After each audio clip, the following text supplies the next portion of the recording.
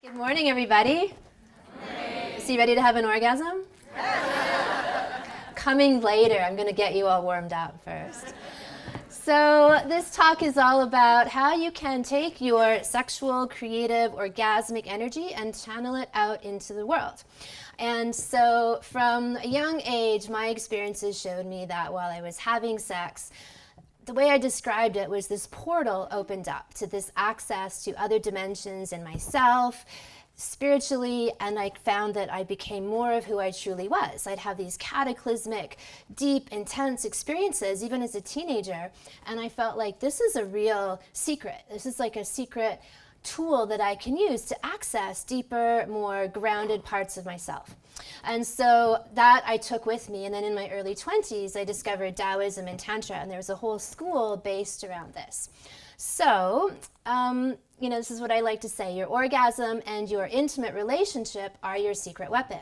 Yet we live in a culture where sex is everywhere. It's in pop songs, media, advertising, and there's still this really strong taboo about not actually having it and enjoying it and embracing it. So most people are operating at this dichotomy within themselves where there's a natural, innate.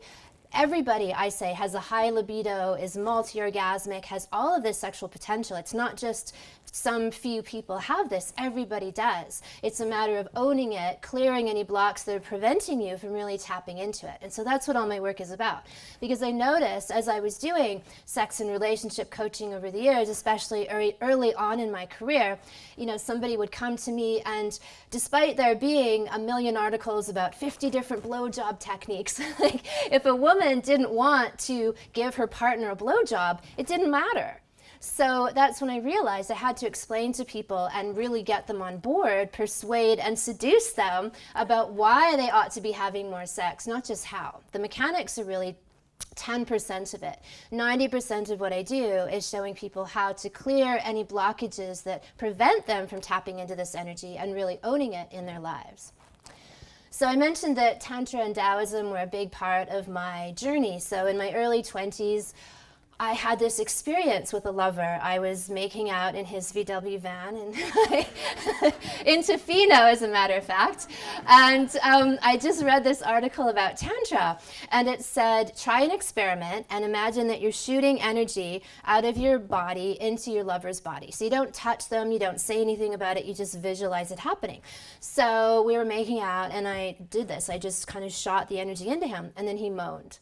And then I imagined shooting it into another part of his body, and he moaned. And I'm like, there's really something to this. So he happened to be a fairly sensitive and aware lover person, but it showed me that this sexual energy is a tangible energy that we can manipulate in a positive way and work with in our lives. So in ancient Taoist China, they looked at sex as medicine. And so when you went in the time like 5,000 years ago, when they were pioneering their systems in acupressure, acupuncture, herbal medicine, you'd go to see your Chinese doctor. They'd give a pulse diagnosis or a tongue assessment, and they'd say, okay, you've got deficient kidney energy, so I want you to take these herbs, and we're going to do this acupuncture on you, and I want you to go home and have sex 3 times a day for the next 30 days in reverse cowgirl position, because say for the woman, as she's bent over like this, all this energy is going up into her kidneys. So sex for them, for the Taoists, wasn't this moral conundrum, it was an energy source. Like sex was medicine for them. And so this is how I've looked at sex. Sex is enlightenment, sex is self-actualization, sex is pleasure, yeah, but it's kind of like these other ones for me became primary in my quest for really amazing sex. So I coined this term junk food sex versus gourmet sex. And so while a lot of people, if you superficially look at my message to have lots of sex, I want you to have the right kind of sex. So there is no judgment attached to this. This is simply to say, like eating junk food or gourmet food, one of these is going to maybe give you a quick hit, you get a bit of a high from it, and then you plummet, you get a blood sugar low, you maybe need to take a nap, or you pass out, which is often typical for male penile orgasms if they haven't practiced breathing or tantra, which we'll get into shortly, is that there's a very common like build, and then like they pass out. And you're laughing because you know it's true. So the barometric question that I ask, does sex give you energy or take away energy? That's the right use of sex. And so the concept of gourmet sex is that you're bringing not just your physical self, but all parts of yourself, your emotional self, your spiritual self, you're mentally connecting with the person. So just like a gourmet meal that you put all of this attention and focus into, and you think about how you're going to prepare it, you're very conscious about how you prepare it, and it nourishes you. You take this experience with you, it actually builds you and makes your body better, it makes you a better person. That's what your sexual experiences ought to be doing for you. So the key ingredient in gourmet sex is surrender. So the thing that distinguishes sex typically that gives you energy and doesn't give you energy is how much do you really open yourself? Are you vulnerable? Have you let down your barriers? Do you let yourself be seen? One of the most healing things on the planet is for someone to truly see us, cherish us, love us, adore us. You know, we open our hearts and we let somebody in. So my lifestyle right now, I like to say, I travel around the world, I work mostly from my laptop, I work out on surfboats, I work from the edge of my villa living on a cliff in Bali, I spend time in Los Angeles, and people look at me and they go, oh, you're so lucky. And I'm like, I created this, or rather my vagina created this. So that I've learned how to harness the sexual energy and channel it into my life. And that's what I want to show you today. So I use the hashtag powered by vagina. This is me surfing in Sumatra at a very beautiful spot. And by Gourmet Lovin', that when you've got access to this energy in your life, you've got a superpower. And when you don't have it, you're operating at a deficiency. So my view is that all sexual ailments, be they growth, cysts, cancers, premenstrual issues, menopausal issues, difficult periods, premature ejaculation, erectile issues are all symptomatic of some kind of stuck sexual energy in the body. They're not just random. A little sex fairy doesn't come and go, oh, you get premature ejaculation, or oh, you don't, you're a bad girl, you're gonna get really bad periods now. It doesn't work like that. Like, I'm into the idea of radical self-responsibility. And so everything that manifests in your body is a product of something in your psyche, in your energy field. And the beautiful thing about this is that once you have responsibility, you have power. If somebody else did this to you, if this was a random thing that happened to you, you cannot change it. You're at the mercy of whatever little sex fairy came along and gave you something or didn't give you something. But if you own it and you take responsibility that on some level you created this, then you can heal it and you can fix it. So as an example of the creativity of my vagina, I came up in the work that I do as a sex and relationship coach. I do all my own writing. I come up with all my own marketing ideas. And that's part of the joy for me. I love being a healer. I love helping people. But I also love being creative and really fucking irreverent sometimes. And so I came up with this concept a couple years back that I would, to demonstrate the power of the vagina, I would travel around the world. I would lift objects with my vagina that were indigenous to various regions. And so this photograph is me in Venice Beach, California, and I'm lifting some organic, gluten-free, coconut sugar sweetened donuts that are from Cafe Gratitude, which if you know, if you know Venice or LA, you know Cafe Gratitude. So I had a lot of fun with this. I've traveled all over the world. This is me in Morocco in this beautiful spa place and handing, it's like a wooden carved box I think I've got there. This is me in Bali with a green coconut because coconuts are awesome. They're also great weightlifting tools. So this whole thing, you know, this is where I say my creativity comes from me tapping into my sexual energy. And so years ago, I had a woman come to me. And I used to kind of bill myself as a life and sex and relationship coach who did a mix of everything. And she came to me and she's like, well, I really need some kind of career life direction. And she was working in a job, a government bureaucratic job she didn't like very much, and really wanted something different. And she said, I'm single right now, but I'm happy with that. That's okay. And I said, oh, well, let's talk about you being single. And so we did. And then I said, look, I'm going to give you an assignment. I want you to masturbate every single day for the next 3 weeks. And I'm going to give you this special breathing technique to really harness your sexual energy. And so in those 3 weeks, She became like much more open, relaxed. She got really excited about her world. See, most career coaches would say, let's do an assessment of your strengths and your weaknesses. I'm like, no, just go fuck yourself. Literally, go and fuck yourself every day, and that is the secret to your success. So she, after 3 weeks, she's like, buying pretty clothes, and then she starts like, experimenting or exploring these different, like, I'm gonna maybe go to Thailand to do this yoga teacher training and then do this nutritional course and this holistic nutritional course.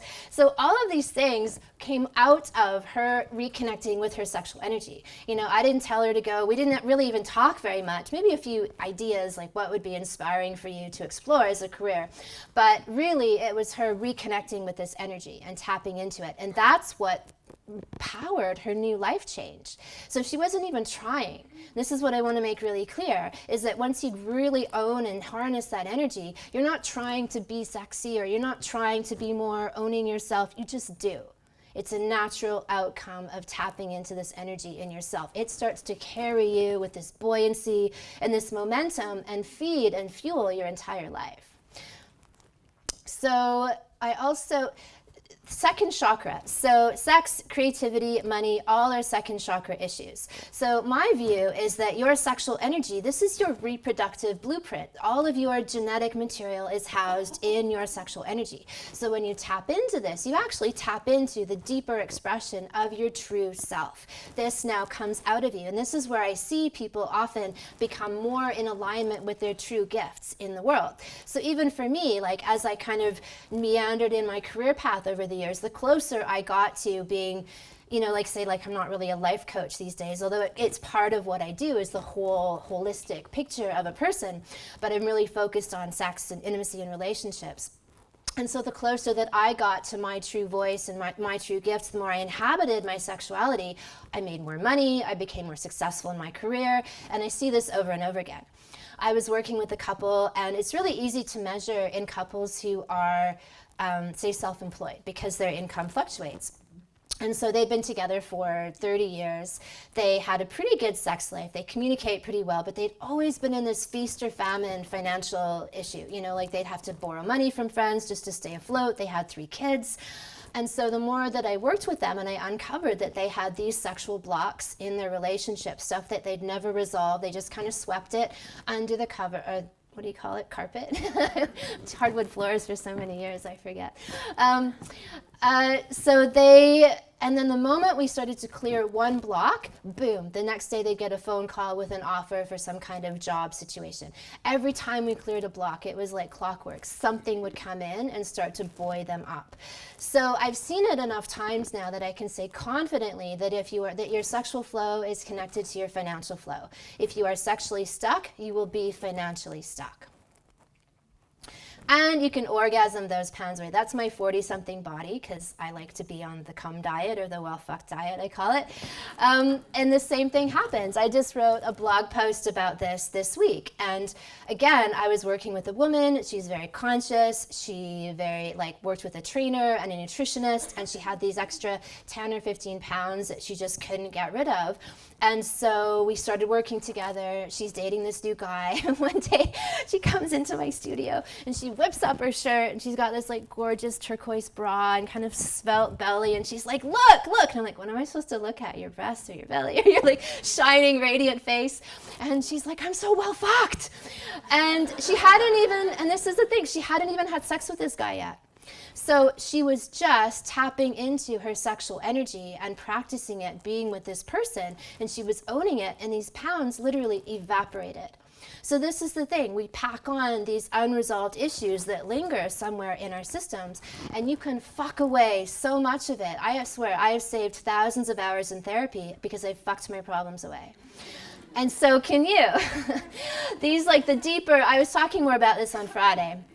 with vaginal kungfu, that the deeper life-changing orgasms in the vagina, the cervical orgasms, the G-spot orgasms, these are all necessary, essential tools for women. And that they tune in, they go to these deep, transcendent, spiritual, transformative places in themselves. They literally rebirth themselves. That French term, la petite mort, the little death in rebirth, that's what we want to happen in sex, is that we shed the layers that don't belong to us. We heal the traumas that we've absorbed over the years and become more of who we really are. So, bring me to, you can also be single and very well fucked. In fact, some of my most well fucked periods in my life have been when I've been single. And this is because I use these practices diligently to tune into this energy, recirculate it in my body, and then channel it into my creative projects.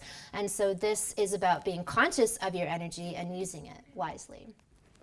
So this is the barometric question. Is sex a highly pleasurable, rejuvenating, life-changing experience for you? And if not, then you're doing it wrong. And it's not a judgment, again, it's just to say that there's a way that we build energy and there's a way that we lose energy. So the answer to all of this, and because you're all yogis, this will be really simple for you, is to breathe. So most people, when they are having sex, whether they're masturbating or they're with their partner, they tend to hold the breath, breathe really shallow, and tighten up the body. So just like I demonstrated earlier, it's like,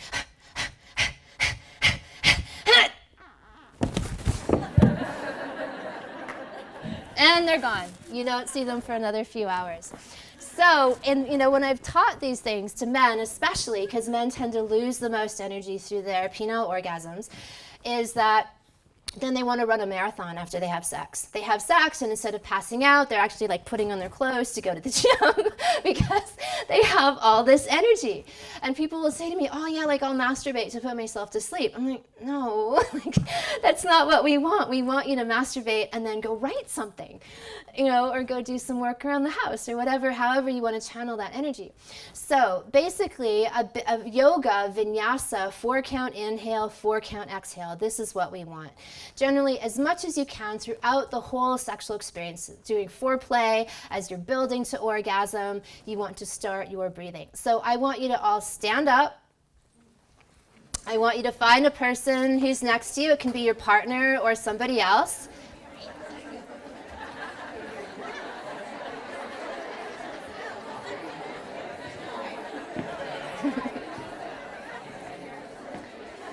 Is everybody partnered up? All right, so what I want you to do is look into this person's eyes. You can do a threesome if you like. I'm happy with that.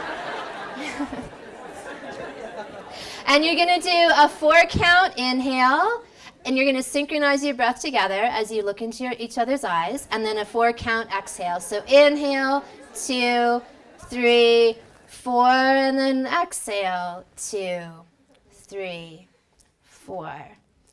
Inhale, 2, 3, 4. Look into each other's eyes. Exhale, 2, 3, 4.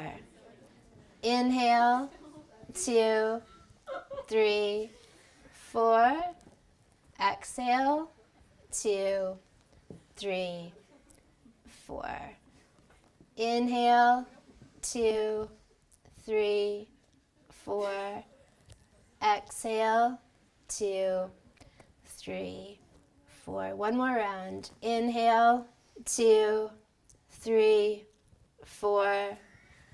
Exhale, 2, 3, 4. And have a seat. Thank your partner.